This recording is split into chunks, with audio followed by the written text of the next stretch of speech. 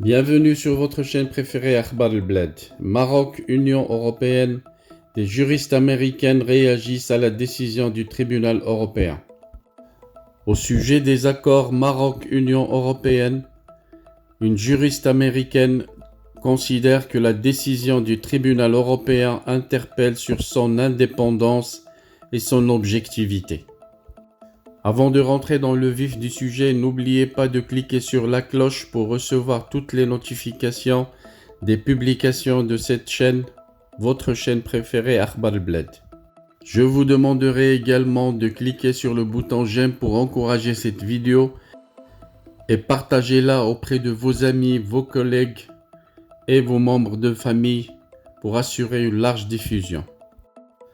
Bonjour de Washington. La décision en première instance du tribunal de l'Union européenne concernant les accords agricoles et de pêche avec le Maroc soulève des questions sur l'indépendance et l'objectivité de la Cour qui prend des mesures extrêmes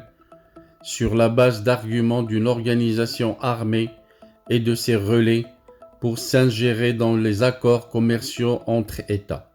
a affirmé la juriste américaine Irina Zuckerman. Au cours des dernières années en particulier, la Cour a subi des pressions de la part de diverses ONG droits de l'hommistes liées au Polisario et basées en Europe qui avancent qu'en se livrant à des échanges commerciaux avec le Maroc impliquant le Sahara, l'Union européenne enfreint les droits de la population sahraoui comme le Polisario le prétend, a souligné dans une déclaration à la MAP l'avocate des droits de l'homme basée à New York. En réalité, l'action de la Cour représente une ingérence inacceptable et inappropriée du pouvoir judiciaire dans la politique étrangère entre entités souveraines et ignore la réalité sur le terrain, a-t-elle ajouté,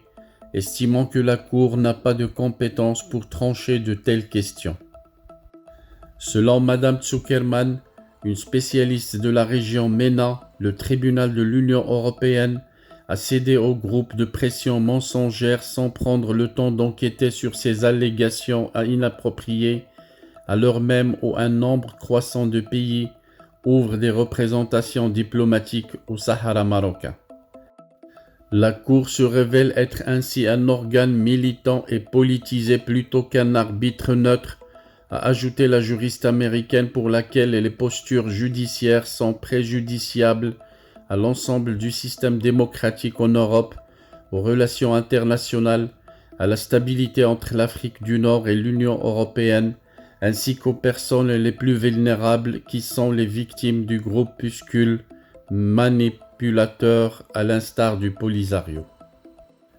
L'Algérie est le principal soutien du Polisario et l'on ne peut que supposer que le financement de ces campagnes de désinformation provient également de la junte d'Alger, a ajouté l'experte, et de rappeler que c'est bien le Polisario et ses agents qui sont corrompus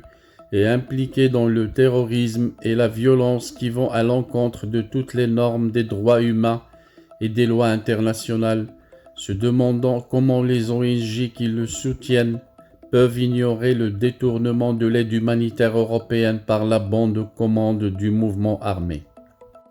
Plutôt que de représenter les intérêts de toutes les parties concernées, la Cour agit en tant qu'avocat partisan, a-t-elle enchaîné, rappelant la préoccupation exprimée par les milieux politiques et économiques en Europe, entre autres sur les intérêts locaux des pêcheurs et agriculteurs.